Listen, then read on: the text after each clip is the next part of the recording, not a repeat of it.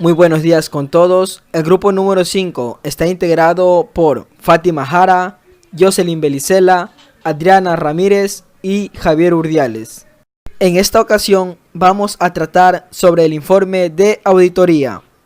La NIA 700, formación de la opinión y emisión del informe de auditoría sobre los estados financieros. El alcance de la NIA 700 es la siguiente. Esta NIA trata de la responsabilidad que tiene el auditor de formarse una opinión sobre los estados financieros. También trata de la estructura y el contenido del informe de auditoría emitido como resultado de una auditoría de estados financieros. Los requerimientos de esta NIA tienen como finalidad alcanzar un equilibrio adecuado entre la necesidad de congruencia y comparabilidad entre informes de auditoría emitidos globalmente y la necesidad de incrementar el valor de la información proporcionada por los auditores, haciendo que la información que proporciona el informe de auditoría sea más relevante para los usuarios. Esta NIA fomenta la congruencia del informe de auditoría, pero reconoce la necesidad de flexibilidad para amoldearse a las circunstancias. Cuando la auditoría se realiza de conformidad con la NIA, la congruencia del informe de auditoría promueve la credibilidad en el mercado global, al hacer más fácilmente identificables aquellas auditorías que han sido realizadas de conformidad con unas normas reconocidas a nivel mundial. ¿Qué es congruencia?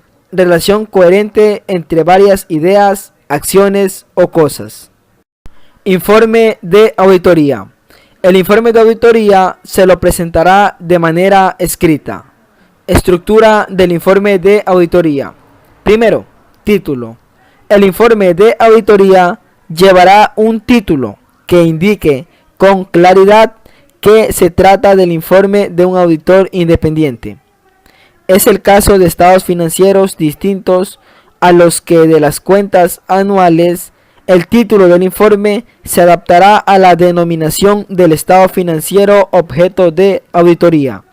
Informe de auditoría de estado financiero emitido por un auditor independiente.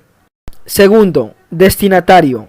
El informe de auditoría irá dirigido a quien corresponda en función de las circunstancias del encargo. En el informe de auditoría se identificará a las personas físicas o jurídicas que encargaron el trabajo y a quienes vaya destinado. En este sentido, en el informe de auditoría se identificará a la persona o personas a quienes vaya destinado, normalmente a los accionistas o socios y a quien hubiese efectuado el nombramiento, en el caso de que este último no coincida con el destinatario. Tercero, opinión del auditor. La primera sección del informe de auditoría contendrá la opinión del auditor y tendrá el título Opinión. La sección Opinión de informe de auditoría también realizará lo siguiente. A. Identificará a la entidad cuyos estados financieros han sido auditados. B. Manifestará que los estados financieros de dicha empresa han sido auditados. C. Identificará el título de cada estado que comprenden los estados financieros. D. Remitirá a las notas explicativas, así como al resumen de las políticas contables significativas. Y E. Especificará la fecha o el periodo que cubre cada uno de los estados financieros que comprenden los dichos estados financieros. Opinión no modificada favorable.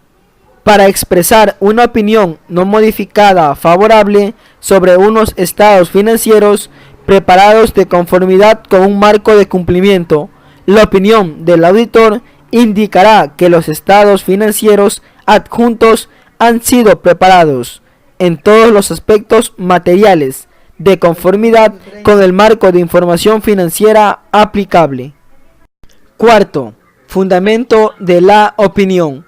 El informe de auditoría incluirá una sección inmediatamente a continuación de la sección opinión, con el título Fundamento de la opinión. A. Manifieste que la auditoría se llevó a cabo de conformidad con las normas internacionales de auditoría. B. Haga referencia a la sección del informe de auditoría en la que se describan las responsabilidades del auditor de conformidad con las NIA. C. Incluya una declaración de que el auditor es independiente de la entidad de conformidad con los requerimientos de ética aplicables relativos a la auditoría y de que haya cumplido las restantes responsabilidades de ética de conformidad con dichos requerimientos. D. Manifieste si el auditor considera que la evaluación de auditoría que ha obtenido proporciona una base suficiente y adecuada para la opinión del auditor. Quinto, responsabilidad en relación con los estados financieros. El informe de auditoría incluirá una sección titulada Responsabilidades del auditor en relación con la auditoría de los estados financieros.